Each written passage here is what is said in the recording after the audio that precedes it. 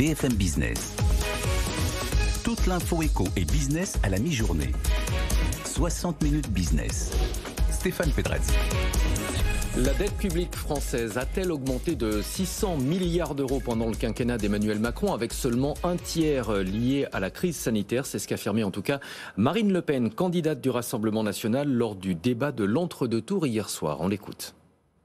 Je rappelle que vous êtes le président qui a créé 600 milliards d'euros de dettes supplémentaires en 5 ans, dont 2 tiers qui n'ont rien à voir avec le Covid. Mais c'est totalement faux, Madame Le Pen. 600 milliards d'euros de dettes supplémentaires, Madame Le Pen, dont 2 tiers n'ont strictement rien à voir. Ce sont les chiffres d'ailleurs de vos propres ministères qui évoquent 145 milliards pour le Covid. Tout le reste, c'est de l'aggravation de la dette.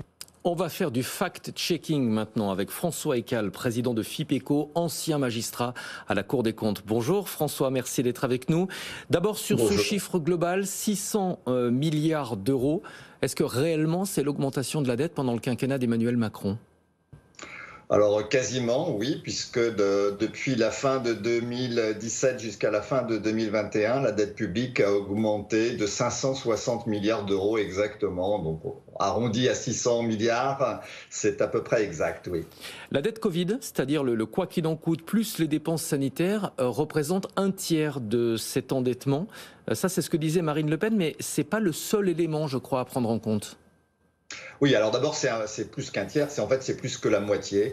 D'abord parce que il faut d'abord compter les mesures d'urgence et de relance qui ont été prises, par exemple les aides du Fonds de solidarité ou les allocations d'activité partielle. Elles ont augmenté la dette d'à peu près 160 milliards d'euros. Puis ensuite, la crise a entraîné une chute des recettes publiques, des recettes fiscales et des cotisations sociales.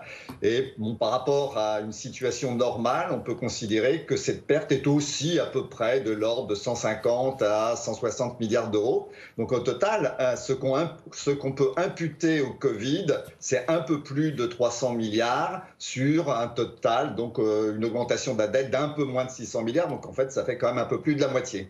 Et la différence ? Où est la différence ? Est-ce qu'Emmanuel Macron a cramé la caisse ? Rappelez-vous, c'est ce que disait Valérie Pécresse dans la première partie de la campagne pour l'élection présidentielle.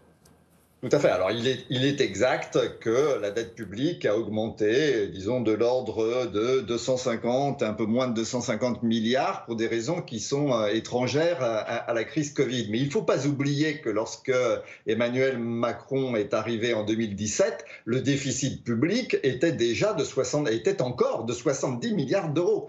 Et donc, s'il avait simplement maintenu le déficit à ce niveau pendant les 4 années qui suivent, la dette, c'est une accumulation de déficit. Donc la dette aurait augmenté de 4 fois 70 milliards, c'est-à-dire de 280 milliards d'euros. Donc oui, il en est responsable, mais il a hérité en fait d'un déficit qui était très important et qu'il ne pouvait pas ramener à zéro du jour au lendemain. Mais vous êtes en train de me dire que la trajectoire finalement était meilleure que celle sur laquelle on était parti lors du départ de François Hollande de l'Élysée. Oui, il a fait mieux que maintenir le déficit au niveau où François Hollande l'a laissé. Mais heureusement d'ailleurs, parce que François Hollande l'a laissé exactement à 3% du PIB. Je rappelle que les règles européennes à l'époque, en tout cas, étaient d'avoir un déficit inférieur, nettement inférieur, en fait, même à 3% du PIB. Donc il a commencé, ça s'est manifesté en 2018-2019. La dette est revenue en 2019 à 2,1% du PIB, si on met à part quelque chose d'exceptionnel qui a été le remplacement du CICE.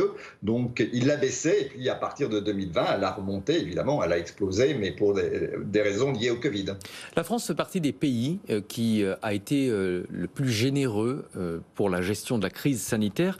L'OFCE a fait ses calculs. Si le gouvernement n'avait pas mis en place le quoi qu'il en coûte, l'effondrement de l'économie aurait coûté beaucoup plus cher que cette dette d'environ 600 milliards d'euros dont on a parlé à l'instant. Est-ce que c'est une réponse à ceux qui affirment qu'il n'aurait peut-être pas fallu dépenser autant pendant cette crise ? Ah oui, bien sûr. Non, je pense que si on n'avait rien fait, l'activité économique se serait totalement effondrée et finalement, ça aurait coûté beaucoup plus cher. Après, donc il fallait, donc moi j'ai toujours dit qu'il fallait prendre des mesures d'urgence pour sauver les entreprises et puis maintenir quand même les revenus des ménages. Après la question c'est est-ce qu'on n'en a pas fait un peu trop quand même? C'est possible, hein, on en a fait un petit peu trop, mais c'était quand même nécessaire. Le quoi qu'il en coûte pour moi était totalement indispensable. L'essentiel d'ailleurs étant que c'était surtout des mesures temporaires et qui n'aggravent pas durablement le déficit et la dette publique. Hein. Les indemnités d'activité partielle, les aides du Fonds de solidarité, sauf si la guerre en Ukraine nous conduit dans une situation économique de nouveau aussi mauvaise qu'en 2020-2021, ce sont des aides temporaires et donc qui n'aggraveront pas durablement les finances publiques. Une autre mesure d'urgence a été abordée par Emmanuel Macron hier soir lors du débat. C'est le coup de pouce temporaire qui a été mis en place pour aider les Français à lutter contre la hausse des prix de l'énergie.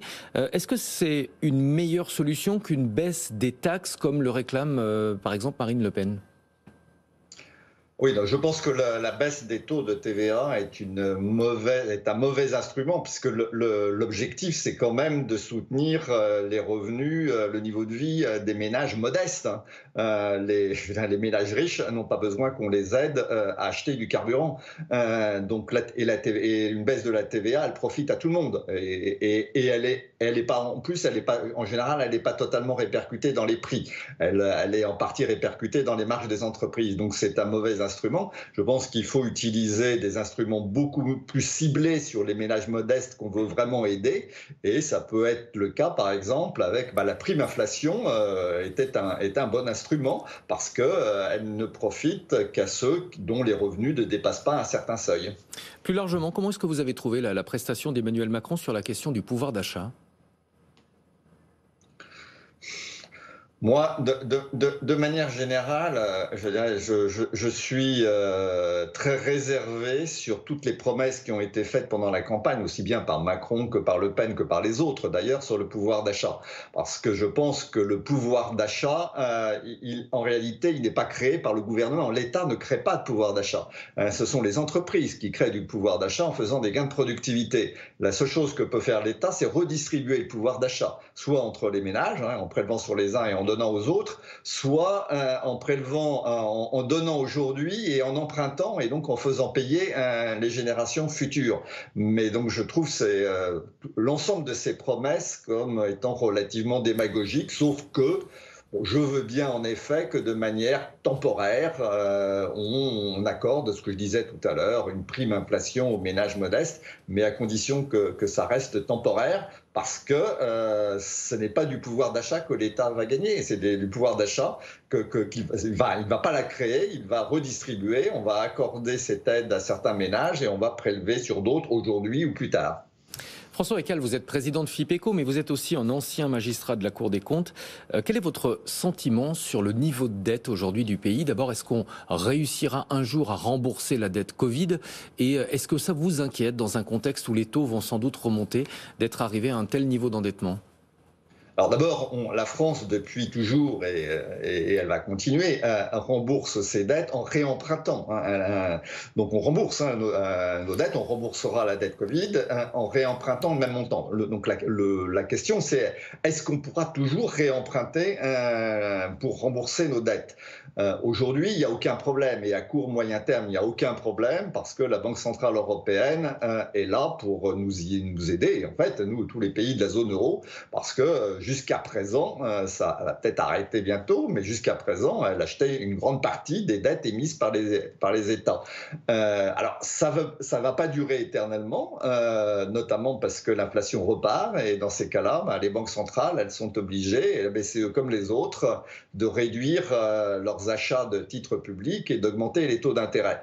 Donc, en effet, il va falloir, je dirais, faire plus largement appel aux marchés financiers et ça présente plus de risques. Maintenant, je ne pense pas que ce soit des risques immédiats. Je pense que la signature de la France est encore très bonne. Si on ne fait pas de grosses bêtises de politique économique, on est dans une situation, d'ailleurs, au sein de la zone euro, quand même meilleure que celle de l'Italie.